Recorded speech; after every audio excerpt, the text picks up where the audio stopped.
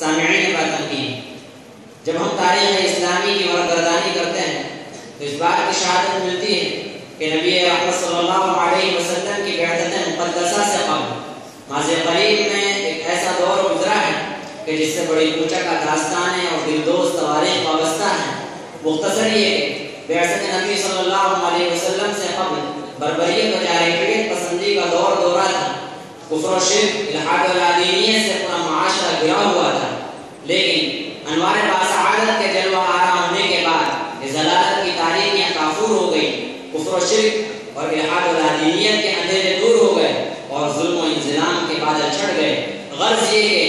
پورے معاشرے میں ایک عظیم انقلاب برپا ہو گیا۔ تو آئیے پیغمبر انقلاب کی انقلابی تحریک پر تفصیلی روشنی ڈالنے کے لیے ہم بزم سعادت کے آخری مساہی حافظ عبید الباسط کو دعوت دے رہے ہیں، موصوف آئیں اور سامعین کو اپنی تقریر سے محظوظ فرمائیں۔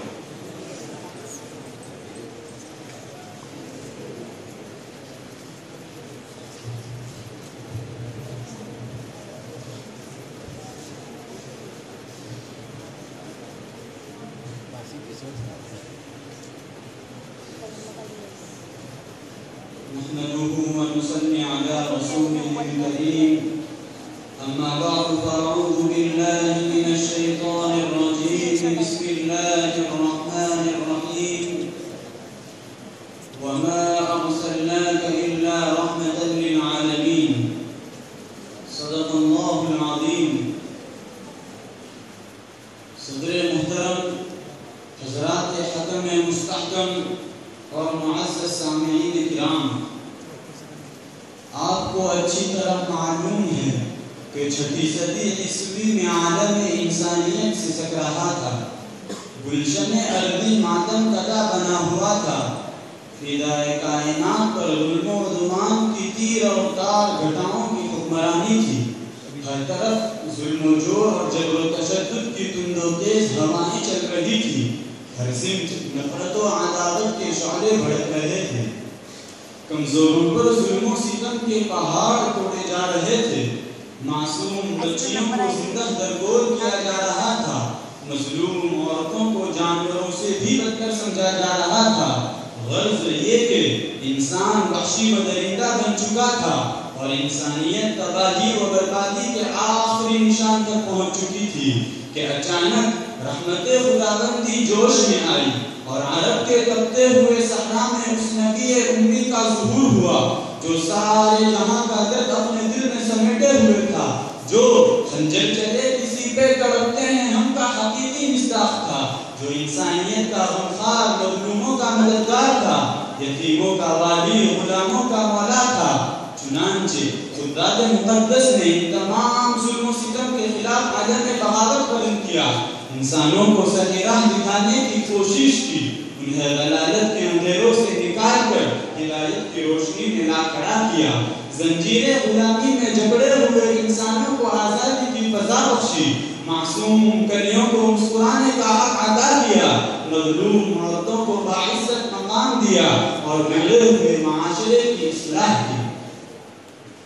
یہ چرخے انتقام اس بات پر شاہد و عادل ہے کہ جب وہ عالم کا مسیحا، انسانیت کا غمخوار، مظلوموں کا مددگار، بے سہاروں کا آسرا، یتیموں کا والی، غلاموں کا مولا اس جہاں میں رنگ و بو میں جلوگر ہوا، اسی دم ظلم و جور اور جبر و تشدد کی آندھیاں چلنے لگی، بغض و عداوت کی تیر و تار گھٹائیں چھانے لگی، نفرت و تعصب کے شعلے بڑھنے لگے، وحشت و بربریت کے پہاڑ توڑے جانے لگے۔ ایک طرف تنہا آپ صلی اللہ علیہ وسلم کی ذات اقدس تھی تو دوسری طرف سارے شیطان نیچے کے اور تاغوتی لشکر تھے، یہ بدباطن کوئی بھی موقع اپنے ہاتھ سے جانے نہ دیتے تھے، ہمدم ان کی یہی کوشش اور یہی خواہش تھی کہ آپ صلی اللہ علیہ وسلم کو کس طرح نقصان پہنچایا جائے اور کس طرح پریشان کیا جائے۔ حضرات، اگر آج مجھ سے یہ سوال کیا جائے کہ بتاؤ تاریخ انسانیت کا سب سے بڑا ہمدرد اور سب سے بڑا غمخوار کون تھا، جس کے سینے میں سارے جہاں کا درد بھرا ہوا تھا، کس نے انسانیت کو حیات نو بخشی تھی، تو میں کہوں گا کہ وہ نبی اکرم شفیع عالم رحمت عالم صلی اللہ علیہ وسلم ہے۔ اور اگر مجھ سے یہ سوال کیا جائے کہ بتاؤ تاریخ ظلم و جور اور جبر و تشدد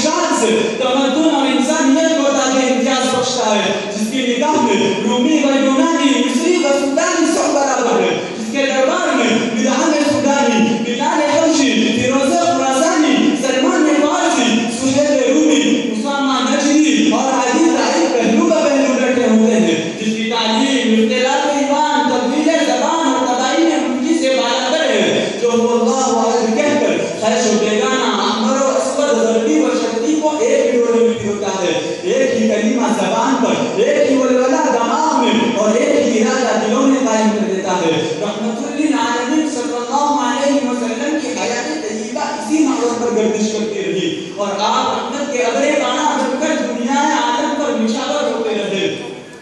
سرور دو عالم صلی اللہ علیہ وسلم کی شان رحمتی ملاحظہ کیجئے کہ نبوت کے 23 سال کے عرصے میں آپ نے مخالفوں سے 37 بار جنگ کی، 35 مہموں میں انہیں کامیابی نصیب ہوئی، لیکن تاریخ کسی بڑے سے بڑے جرنیل کا ایسا عسکری ریکارڈ پیش کرنے سے قاصر ہے کہ وہ مسلسل کے رسائل اکثر بندی کی حالت میں رہا، لیکن اس کے ہاتھ سے کوئی انسان بھی نہیں مارا گیا، نہ آپ کی فوج نے کبھی کسی بوڑھے یا بچے یا عورت پر ہاتھ اٹھایا اور نہ کسی سبز درخت کو کاٹا۔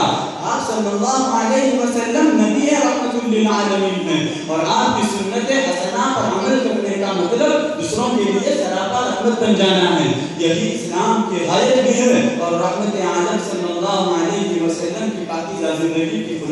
خلاصہ بھی اور آپ کے کئی امتی کا فرض منصب بھی۔ وآخر دعوانا